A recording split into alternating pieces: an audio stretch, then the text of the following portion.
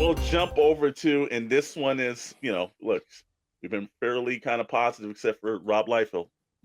So we got to go real true for this. But guess what? A big time corporation, Hasbro, stock climbed upward.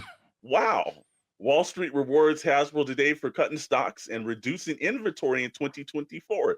Investors also signaled that they are optimistic about the toy maker's latest game plan, which includes emphasis on digital gaming and creating more products for teens and adults. Stock was up more than 12% at midday after the company's first quarter and their full year earnings release and the conference call with investors. Now, let's point this out. Hasbro also cut an additional $250 million after the last quarterly earnings report that the company announced. Allah, let's wait for this.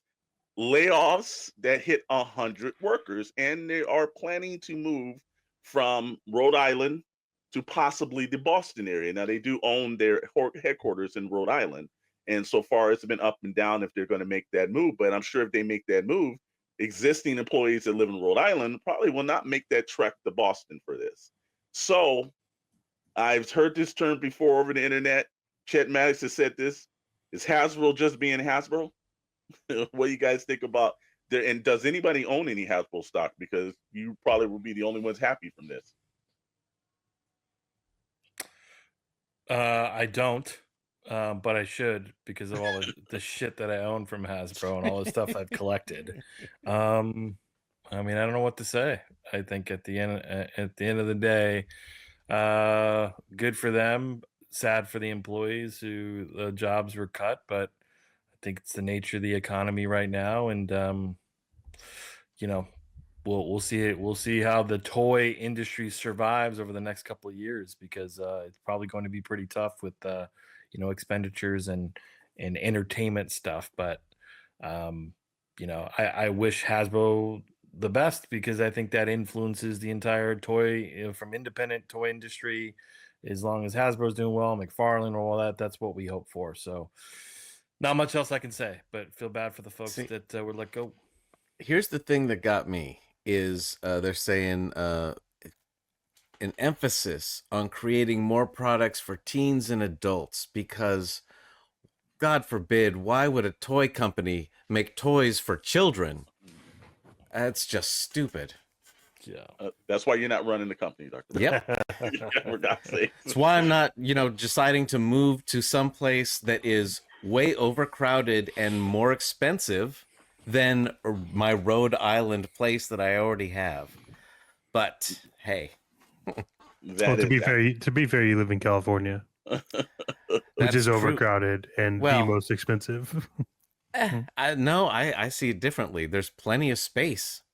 Sometimes you're just right up on each other, but there's plenty of empty space. Go to the desert.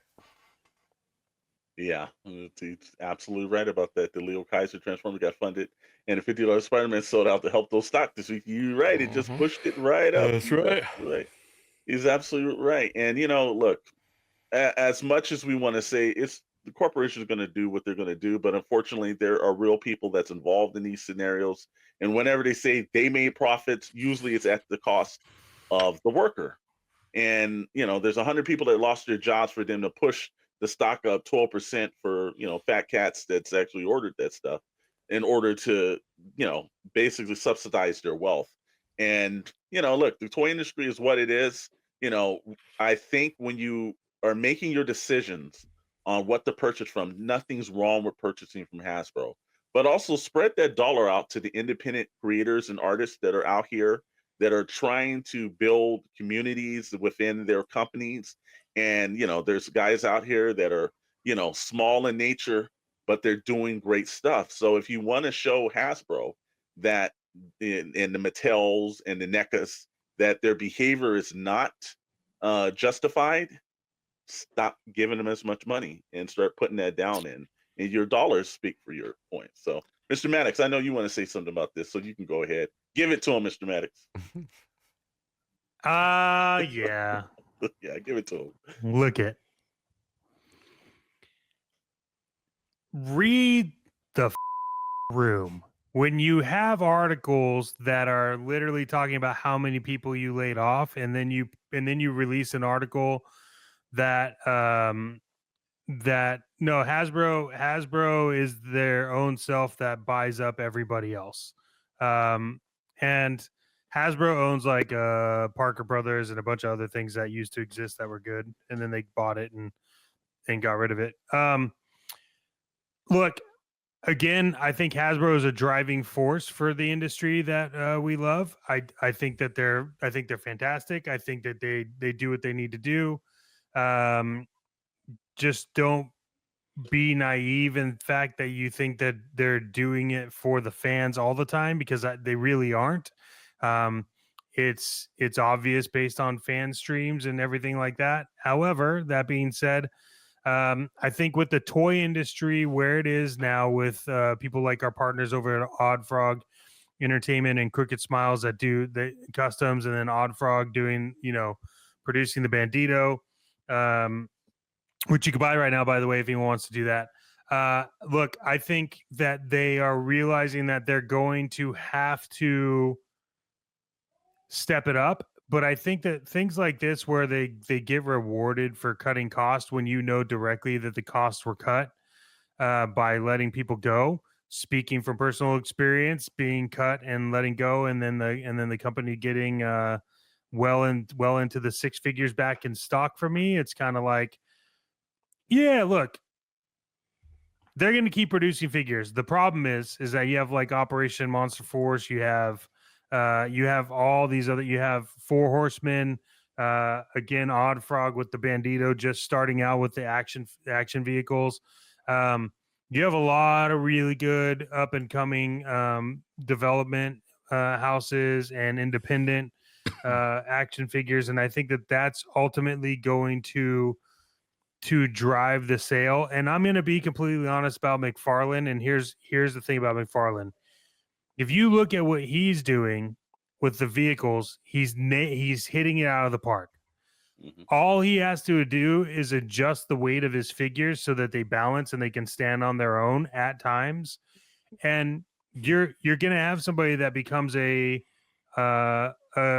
true powerhouse. And I think that, look, again, people were sleeping on this. This Hasbro goes with this Diamond thing, where Diamond declared bankruptcy and people are putting bids in. And if you don't see Hasbro put a bid in, then that means that they think that they're bigger than they are.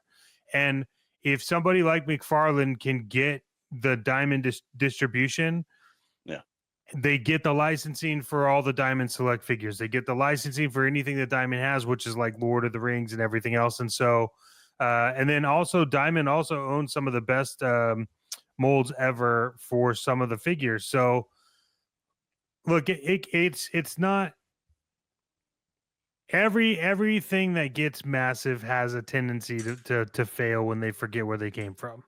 So I'm excited that Hasbro is not cutting toys. They never said that. They said that they were moving into something else. There was a lot of like rumor mill shit happening on YouTube, and people were just taking it because the people saying it had massive followings.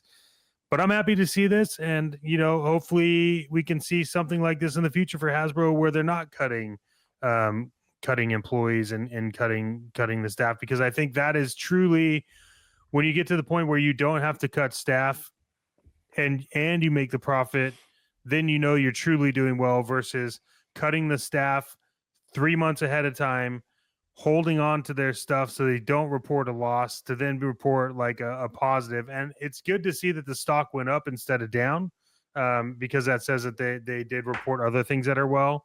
And I would encourage anybody here, I know we're toy collectors or whatever, I would really encourage you to jump in one time on earnings calls for companies that you actually want to know what's going on with that, because it just makes you knowledgeable so you can understand things that are happening.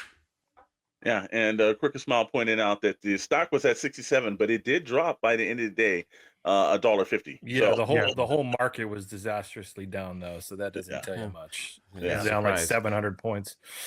But I will say one thing, and I didn't think about this until Chet said it, is McFarlane should swoop in and take over Diamond and take over the comic distribution and the select and all the things that it used to do.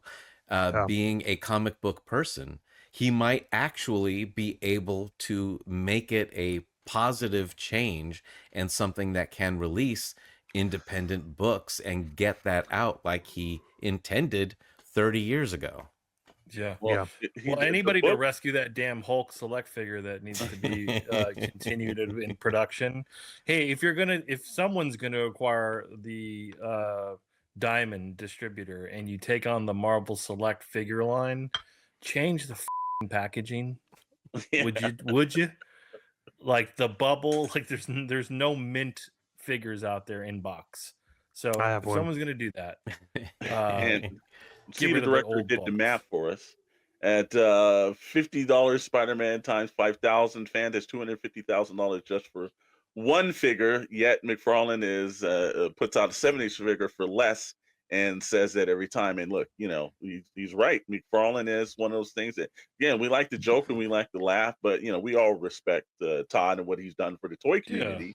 And there is a rumor that has been going on, and it's back and forth. A couple people in the toy industry told us that he has been keeping his eye on the Marvel Selects side of it. He doesn't want the distribution version of it for comics, but he does. He's looked at the toys and everything else and the fine statues that they do, and that would be another arm a la Yeah. Sideshow that actually McFarlane could do as well. So, we'll have to see where that goes. But you know what, gentlemen? With that, that's the end of SKN News.